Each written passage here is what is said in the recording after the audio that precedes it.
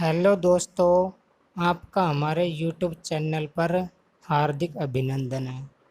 दोस्तों, आज की इस वीडियो में हम देखेंगे क्लास 10 प्रश्नावली 18.1 के क्वेश्चन आंसर।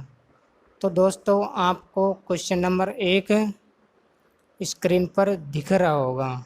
तो क्वेश्चन नंबर 1 में क्या दे रखा है, देखो कि एक पासे को फेंकने पर 4 से बड़ा अंक आने की प्रायिकता ज्ञात कीजिए। तो दोस्तों, आइए अब हम इस क्वेश्चन को सोल्व करते हैं। तो दोस्तों देखो, इसमें बताया गया है कि जब एक पासे को फेंका जाता है, अब हम क्या कर रहे हैं, इसका सोल्व कर रहे हैं इस क्वेश्चन को। तो देखो, जब एक पासे को फेंका जाता है तो कुल 6 परिणाम प्राप्त होते हैं। दोस्तों, मैंने आपको जो वीडियो प्रोवाइड की है, आप उस वीडियो को पहले देख लो, जिससे आपको और समझ में आ जाएगा।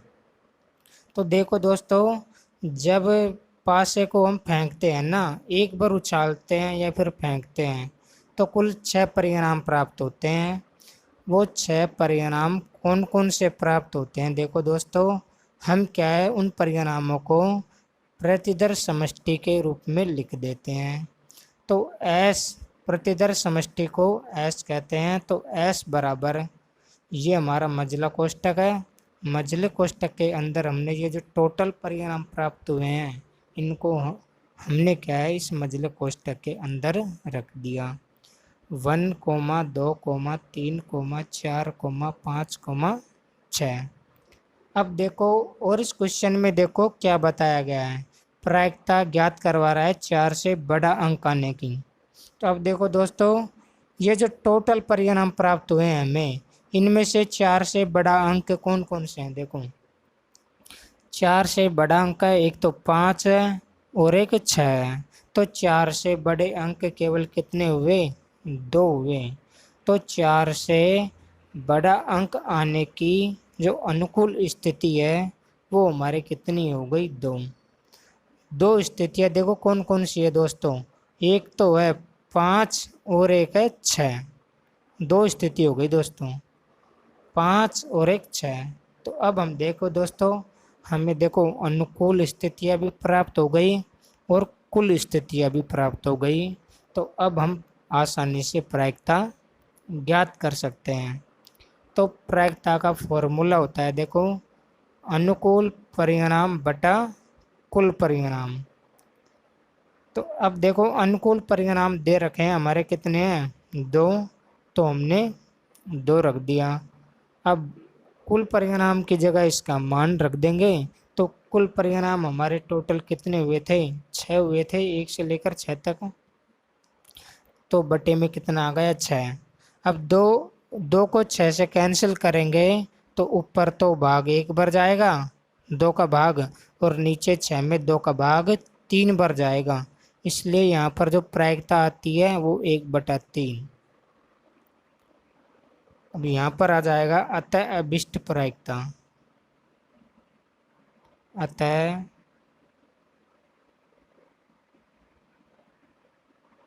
अभिष्ट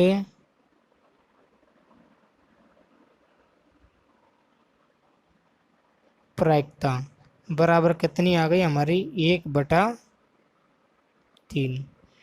यही क्या है, इसका आंसर है दोस्तों। तो चलिए दोस्तों, अब हम अगला क्वेश्चन देखते हैं। क्वेश्चन नंबर 2, इसमें देखो क्या दे रखा है कि एक सिक्के को 2 बार उछाला जाता है तो दोनों बार चित आने की प्रायिकता ज्ञात कीजिए। तो देखो दोस्तों, अब हम इसको सोल्व करते हैं। देखो, अब हम देखो, जब सिक्के को 2 बार उछाला जाता है तो कुल 2 की पावर 2 बराबर, 2 की पावर 2 का मतलब होता है 4 परिणाम प्राप्त होते हैं। अब देखो दोस्तों, हमने 2 घात क्यों लगाई, क्योंकि हम जानते हैं कि सिक्के को जब एक बार उछालेंगे तो टोटल दो परिणाम प्राप्त होंगे, लेकिन सिक्के को यहाँ पर दो बार उछाल रहा है, इसलिए यहाँ पर दो घात लगा दी। अगर यहाँ पर ऐसे बोलता कि सिक्के को 3 बार उछाला जाता है तो यहाँ पर घात कितनी लगाते, 3 लगाते। यहाँ पर जितनी बार उछालने की बोलेगा ना उतनी ही उसमें क्या लगा देंगे, घात लगा देंगे। और सिक्के को उछालने पर हम जानते हैं कि टोटल परिणाम 2 आते हैं वैसे, लेकिन यहाँ पर सिक्के को 2 बार उछालने की बोल रहा है, इसलिए 2 की पावर 2 बराबर 4 परिणाम प्राप्त होते हैं। यानी जब सिक्के को 2 बार उछाला जाता है तो कुल 4 परिणाम प्राप्त होते हैं। अब देखो हमें परिणाम प्राप्त हो गए, अब हम क्या करेंगे, ये जो टोटल परिणाम प्राप्त हुए हैं इनकी हम क्या करेंगे, प्रतिदर्श समष्टि बनाएंगे। प्रतिदर्श समष्टि S बराबर, ये जो 4 परिणाम प्राप्त हुए हैं ये कौन कौन से परिणाम है, देखो एक है TH, एक है TT, एक है HH और एक है HT। अब इनकी संख्या कितनी है दोस्तों, 1 2 3 4, तो हमने 4 लिख दिया। अब हम देखो ये प्रायिकता किसकी ज्ञात करवा रहा है, इसने बोला है कि दोनों बार चित आने की प्रायिकता ज्ञात करो। तो हमें क्या है कि दोनों बार चित आने की अनुकूल स्थितियां देखनी है। देखो दोनों बार चित का मतलब होता है H, आने की अनुकूल स्थिति। अब देखो, अब आप इसमें देखो टोटल परिणाम में कि ऐसा किसका जोड़ा है जिसमें दोनों बार H आ रहा है, तो हम देखते हैं कि एक ये वाला जोड़ा है जिसमें दोनों बार क्या आ रहा है, चित आ रहा है, अर्थात H आ रहा है। तो ऐसे स्थिति हमारी कितनी है, एक है, बस ये वाली स्थिति है, एक है। तो अब हम देखो प्रायिकता ज्ञात कर लेते हैं, क्योंकि हमें दोनों मान प्राप्त हो गए हैं, अनुकूल परिणाम भी मिल गया है और कुल परिणाम भी मिल गया है। तो प्रायिकता का देखो सूत्र होता है अनुकूल परिणाम बटा कुल परिणाम। अब हम जानते हैं कि देखो अनुकूल परिणाम हमारा कितना आया है, 1 आया है, और कुल परिणाम हमारे कितने हैं, 4। तो 1/4 इसकी क्या होगी, प्रायिकता होगी। इसके बाद अब हम देखो क्वेश्चन नंबर 3 देखते हैं। क्वेश्चन नंबर 3 में दे रखा है दोस्तों कि 1 से 17 तक की प्राकृत संख्याओं में से एक संख्या का यादृच्छिक चयन किया जाता है, तो प्रायिकता ज्ञात कीजिए कि वह संख्या एक अभाज्य संख्या हो। तो देखो दोस्तों हमें इस सवाल में क्या दे रखा है, प्राकृत संख्याएं दे रखी है 1 से लेकर 17 तक। ये जो प्राकृत संख्याएं हैं ये हमें दे रखी है 1 से लेकर 17 तक। 1 2 3 4 5 6 7 8 ऐसे करके कहाँ तक दे रखी है, 17 तक है। तो अब हमको पता चल गया है कि टोटल संख्याएं कितनी हैं, कुल परिणाम हमारे कितने हो गए, 17। क्योंकि जब हम इनकी गिनती करेंगे ना इन सब की, तो इनका जो योग वो कितना होगा, 17 होगा। इसलिए कुल परिणाम हमारे आ गए 17। अब इसने पूछा है कि प्रायिकता ज्ञात करनी है किसकी, कि एक संख्या है एक अभाज्य संख्या हो। प्रायिकता ज्ञात करनी है कि अभाज्य संख्या। तो अभाज्य संख्या हम जानते हैं कि दोस्तों अभाज्य संख्याएं क्या होती है। तो दोस्तों अभाज्य संख्याएं वे संख्याएं होती है जिनमें स्वयं और एक के अलावा किसी और संख्या का भाग नहीं जाता है। एक तो स्वयं का भाग जाना चाहिए और एक का भाग जाना चाहिए। इसके अलावा अगर कोई अन्य संख्या का भाग जाता है ना, तो वो क्या है, अभाज्य संख्या नहीं है। तो देखो दोस्तों हमारी टोटल संख्या कितनी हो गई थी, 17 हो गई थी। अब क्या है, अब इनमें हम अभाज्य संख्याएं देखेंगे कि अभाज्य संख्याएं कौन कौन सी होती है। तो देखो एक एक हमारी है नहीं, तो हमारी जो अभाज्य संख्याएं हैं वो है 2, 3, 5, 7, 7 के बाद में आएगा 11, 13, 17। तो इनमें से हमारी टोटल संख्याएं कितनी हैं? 7 है, 7। कितनी है? 7 है। हमारी अभाज्य संख्याएं कितनी आ गई? टोटल 7 है। तो अभाज्य संख्या आने की अनुकूल स्थिति हमारे पास कितनी हो गई? 7 हो गई। ये हमने लिख रखा है, देखो। अब हमें क्या है? प्रायिकता ज्ञात करनी है। तो प्रायिकता का फॉर्मूला होता है अनुकूल परिणाम बटा कुल परिणाम। अब देखो अनुकूल स्थितियां जो हमने ज्ञात करी है वो कितनी है? 7 है। और कुल परिणाम जो है वो हमारे कितने हैं? 17, जो हमें यहाँ पर मिले हुए हैं, देखो। तो 7/17 इस फॉर्मूले में हमको ये मान रख देना है, और जो मान आएगा वही मान हमारे क्या होगी? उसकी प्रायिकता होगी। तो देखो अभाज्य संख्या आने की जो प्रायिकता है वो हमारी हो गई 7/17। ये क्या है? इसका आंसर है दोस्तों। अब हम क्वेश्चन नंबर 4 देखते हैं दोस्तों। तो क्वेश्चन नंबर 4 में दे रखा है कि एक सिक्के के लगातार 3 उछालों में एकांतरतः चित या पट आने की प्रायिकता ज्ञात कीजिए। तो देखो दोस्तों, अब हम क्या है, इसको सॉल्व करते हैं।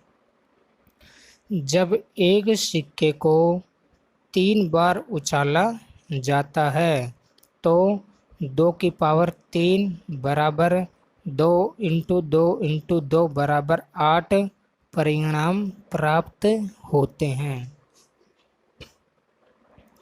अब देखो सिक्के को 3 बार उछाला जा रहा है, इसलिए घात कितनी लगाई हमने? 3। अगर हम सिक्के को 5 बार उछालते तो 2 की पावर कितनी लगती? 5 लगती।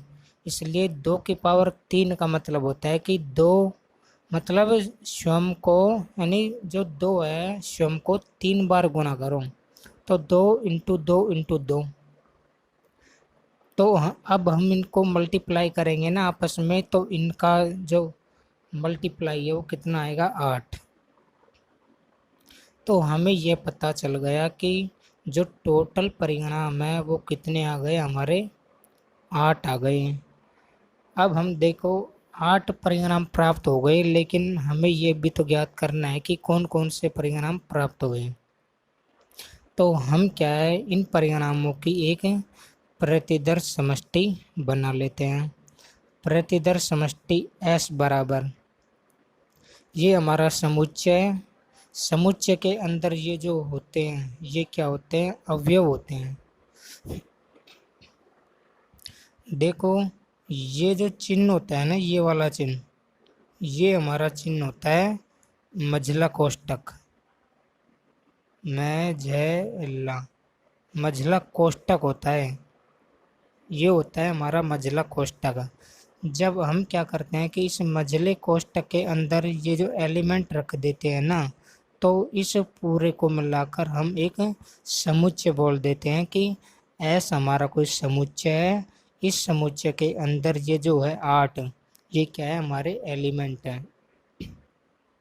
देखो दोस्तों, जब हम 3 बार उछाल रहे हैं ना, तो 3-3 के जोड़े बनेंगे। और यदि हम 2 बार उछालते हैं, चाहे पासा हो चाहे सिक्का हो, यदि हम सिक्के को 2 बार उछाल रहे हैं तो 2-2 के जोड़े बनेंगे यहाँ पर।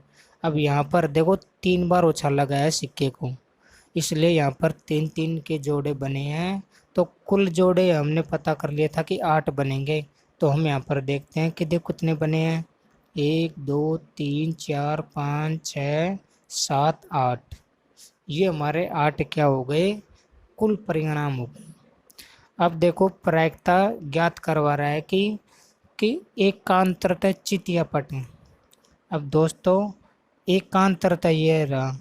एकांतरता का मतलब होता है, देखो जैसे एक बार जैसे हमारे पास 3 चीज़ हैं, जैसे हमारे पास ये है, देखो H और T है दोस्तों। देखो अब यदि पहले एच आ गया ना तो बाद में टी आएगा, लेकिन वापस टी नहीं आना चाहिए, वापस या एच आना चाहिए। मतलब जो भी हमें ये दे रखा है ये दोनों एक साथ नहीं आने चाहिए। यदि एक बार टी आ गया तो एक बार एच आएगा, और एक बार एच आ गया तो एक बार टी आएगा। इसलिए ये दे रखा है, देखो एकांतरतः चित या पट आने की अनुकूल स्थिति है हमारी।